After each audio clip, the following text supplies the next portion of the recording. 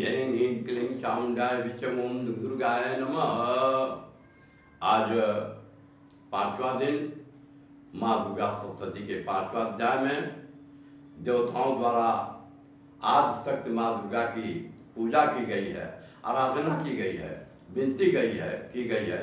सभी देवताओं ने मिलकर माँ का स्मरण किया है और माँ ने उनको वरदान दिया है। आज के इस पांचवें अध्याय में यही दर्शाया गया है। तो आइए हम आगे बढ़ते हैं। महर्षि मेधा ने कहा, पूर्व काल में शुम्न नामक असुरों ने अपने बल के मत से इंद्र का त्रिलोकी का राज्य और उनके जगों के भाग छीन लिए और दोनों इसी प्रकार सूर्य, चंद्रमा, धर्मराज और वरुण के अधिकार भी छीनकर स्वयं ही का उपयोग करने लगे। वायु और अग्नि का कार्य भी वही करने लगे और इसके पश्चात उन्होंने जिन देवताओं का राज्य छीना था उनको अपने अपने स्थान से निकाल दिया। इस तरह से अधिकार छीने हुए देवता, दैत्यों द्वारा निकाले हुए देवता माँ अपराजिता देवी का स्मरण करने लगे कि माँ ने हमको वरदान दिया था कि जब मैं तुम्हारी सपड़ी विपत्तियों को नष्ट करके सदा आपकी रक्षा करूंगी। ऐसा विचार कर सब देवता हिमालय पर्वत पर गए और माँ भगवती विष्णु की माया की स्तुति करने लगे। देवताओं ने कहा, माँ को मेरा बारंबार प्रणाम है, शिव को मेरा बारंबार प्रणाम है, प्रकृति और भद्रा को मेरा बारंबार प्रणाम है, हम लोग रौद्रा, नित्या, गौरी को मेरा बारंबार प्रणाम है, ज्योत्सनामयी चंद्र रूपी व सुख रूपा देवी को मेरा बारंबार प्रणाम है, शरणागतों का कल्याण करने वाली वृद्धि और सिद्धा रूपा माँ को हम राम राम प्रणाम करते हैं और नैसी राजाओं की लक्ष्मी सर्वाणी को मेरा बारंबार प्रणाम है। दुर्गा को दुर्गपारा और स्थलों को पार कराने वाली दुर्गपारा को सर्वसार के आख्यात कृष्णा और धूम्रात को भी सदा मेरा बारंबार प्रणाम है। जगत की आधारभूता कीर्ति देवी को मैं बारंबार प्रणाम करता हूँ। जो अत्यंत समता अत्यंत रोध रूपा हम बारंबार प्रणाम करता हूँ। जिस माँ को प्राणी मात्र विष्णु माया कहते हैं उनको मेरा बारंबार प्रणाम है। जो देवी संपूर्ण प्राणी में चेतना कहलाती है उनको मेरा बारंबार प्रणाम है। जो संपूर्ण प्राणियों में बुद्धि रूप से स्थित है उनको मेरा बारंबार प्रणाम है। जो संपूर्ण प्राणियों में चेतना कहलाती हैं उनको मेरा बारंबार प्रणाम है। जो देवी सभी प्राणियों में नित्य रूप से विराजमान है उनको मेरा बारंबार प्रणाम है। जो देवी संपूर्ण प्राणियों में क्षुधा रूप से विराजमान है उनको मेरा बारंबार प्रणाम है। जो देवी सभी प्राणियों में शक्ति रूप से स्थित है उनको मेरा बारंबार प्रणाम है।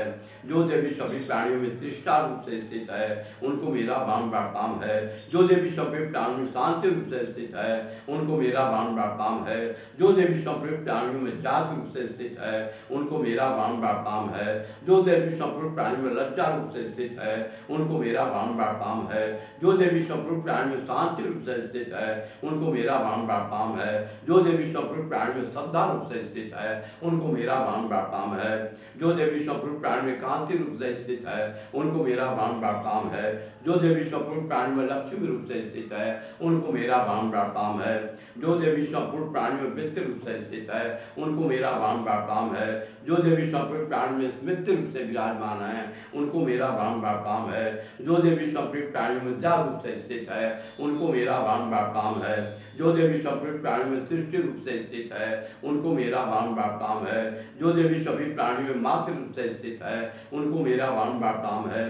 जो देवी संपूर्ण प्राणी में भ्रांति रूप से स्थित है उनको मेरा बारंबार प्रणाम है। जो देवी संपूर्ण प्राणी में नित्य व्याप्त रहती है उनको मेरा बारंबार प्रणाम है। जो देवी चैतन्य रूप से संपूर्ण संसार को व्याप्त करके स्थित है उनको मेरा बारंबार प्रणाम है।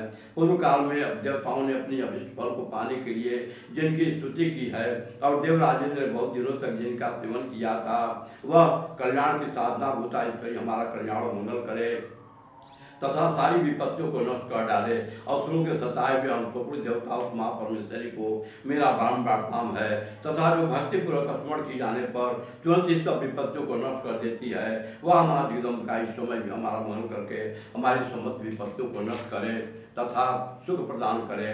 महर्षि मेधा ने कहा, महाराजन इस प्रकार जब देवता स्तुति कर रहे थे तो उसी समय माँ पार्वती देवी गंगा में स्नान करने के लिए आई।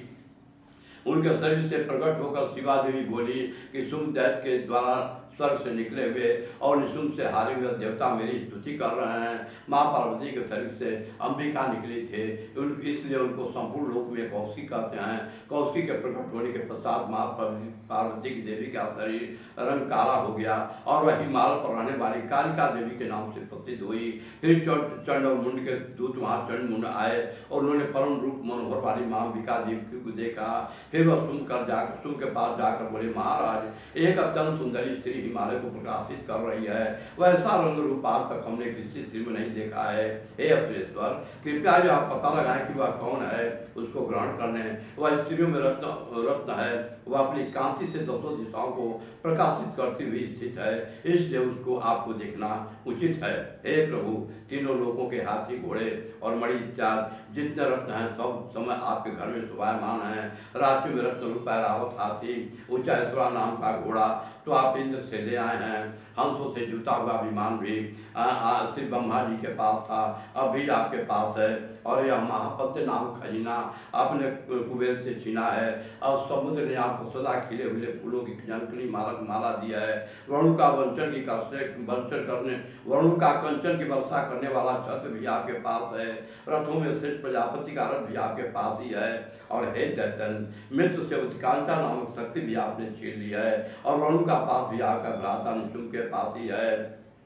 और समुद्र में पैदा होने वाले सब प्रकार के रत्न भी आपके भ्राता निशुम्भ के अधिकार में हैं। और जो अग्नि में न जल सके ऐसे दो वस्त्र अग्नि भी देव ने आपको दिए हैं। हे दैत्यराज, इस प्रकार आप सारी रत्न रूपी वस्तु आप संग्रह कर चुके हैं, तो फिर आप यह कल्याण में स्त्रियों में रत्न रूप अनुपम स्त्री क्यों नहीं ग्रहण करते? महर्षि मेधावी चंड मुंड का यह वचन सुनकर सुमि ने विचारा कि सुग्रीव को अपना दूत बनाकर देवी के पास भेजा जाए।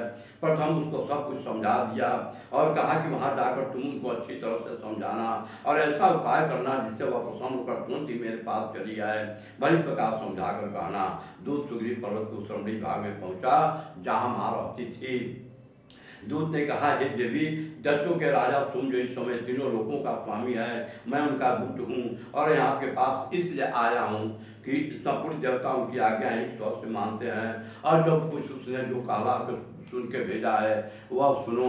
उसने कहा है, मैं इस समय संपूर्ण त्रिलोकी को मेरे बस में है और संपूर्ण जगहों के भाग मैं पृथक पृथक मैं ही लेता हूँ। और तीनों लोगों में जितने श्रेष्ठ रत्न हैं सब मेरे पास हैं। देवराज इंद्र का वाहन भी ऐरावत मेरे पास है, जो मैंने उनसे छीन लिया है। उच्चैश्वरा नाम का घोड़ा तो क्षीर सागर मंथन करने से प्रकट हुआ था, उसे देवताओं ने मुझे दिया है। हे सुंदरी, इसके अतिरिक्त और जो भी रत्नभूषण पदार्थ देवताओं के पास थे वह सब इस समय मेरे पास हैं। हे देवी, मैं आपको संसार की स्त्रियों में रत्न मानता हूँ, क्योंकि रत्नों का भोग करने वाला मैं ही हूँ। हे चंद्र कटाक्षों वाली सुंदरी, अब यह मैं तुझ पर छोड़ता हूँ कि तू मेरे या मेरे भाई महापराक्रमी शुम्भ की सेवा में आ जाए। यदि तू मुझे बरेगी तो तुझे अतुल महान ऐश्वर्य शक्ति की प्राप्ति होगी। अतः तुम अपनी बुद्धि से विचार कर मेरे पास चली जाओ। महर्षि मेधा ने कहा, दूत के ऐसा कहने पर संपूर्ण जगत की कल्याण करने वाली माँ भगवती दुर्गा मन ही मन में मुस्कुराई और इस प्रकार कहने लगी कि माँ ने कहा, जो तुमने कहा वो सब कुछ सत्य है, इसमें किंतु बात झूठ नहीं है। शुम्भ इस समय तीनों लोगों का स्वामी है, किंतु शुम्भ ने भी इस समय तीनों लोगों का स्वामी है और निश्चुम भी उसी की तरह महापराक्रमी है। किंतु इसके संबंध में मैंने जो प्रतिज्ञा कर चुकी हूँ उसे मैं कैसे झुठला सकती हूँ? अतः मैंने जो प्रतिज्ञा की है उसे सुन। जो मुझे युद्ध में जीत लेगा और मेरे अभिमान को खंडित करेगा वही मेरा स्वामी होगा। इसलिए तुम और अथवा महापराक्रमी शुम्भ यहाँ आवे और युद्ध में जीत कर मुझसे विवाह कर ले, इसमें भला देर की क्या आवश्यकता है? दूत ने कहा, हे देवी, तुम अभिमान से भरी हुई हो, मेरे सामने आप ऐसी बात न करो। इस समय त्रिलोकी में मुझे तो ऐसा कोई दिखाई नहीं देता जो कि शुम्भ और निशुम्भ के सामने ठहर सके। हे देवी, जब अन्य देवताओं में से कोई शुम्भ और निशुम्भ के सामने युद्ध में ठहर नहीं सकता, तो फिर तुम जैसे स्त्री के सामने रणभूमि में कैसे ठहर सकोगी? जो शुम्भ आदर्शों के सामने इन देवता नहीं ठहर सके, तो फिर तुम अकेले स्त्री उनके सामने कैसे ठहर सकोगी? अतः आपके मेरा कहना मानकर उसके पास चली जाओ, नहीं तो वे जब तुम्हारे केस को पकड़कर घसीटते हुए ले जाएगा तो आपका गौरव नष्ट हो जाएगा। इसलिए मेरी बात मान लो। माँ ने कहा, जो कुछ तुमने कहा सब ठीक है, किंतु तुम और तुम बड़े बलवान हैं, लेकिन मैं क्या कर सकती हूँ, क्योंकि मैं बिना विचारे प्रतिज्ञा कर चुकी हूँ। इसलिए तुम जाओ और मैंने जो कुछ कहा वो सब आदरपूर्वक तुमसे कह दो। इसके पश्चात जो उचित समझे करें। ओम यज्ञ क्लीं चामुंडाय विद्महे ओम दुर्गाय नमः। ओम सर्वदेवी सर्वदेवताय तुभ्यं नमः। हे माँ, एक प्रकार से देवताओं पर आक्रमण करके, देवताओं के प्राप्त करके, राक्षसों का प्राप्त करके, देवताओं का कल्याण के लिए माँ कोट कोट मन करता नहीं तो हरिचरण समझाए मानी। हे माँ, हमारा कल्याण करी, देवताओं का भी रक्षा करी, समस्त प्राणी जगत का रक्षा करी, समस्त नारी जगत की रक्षा करी, ऐसे आचर जगत का रक्षा करी। कोट कोट मन करता है, क्षमा मानवता नहीं माँ रक्षा करी, क्षमा मानवता नहीं माँ रक्षा करी, क्षमा मानवता नहीं माँ रक्षा करी। ओम यज्ञ क्लीं चामुंडाय विद्महे ओम दुर्गाय नमः। ओम सर्वदेवी सर्वदेवताय तुभ्यं नमः।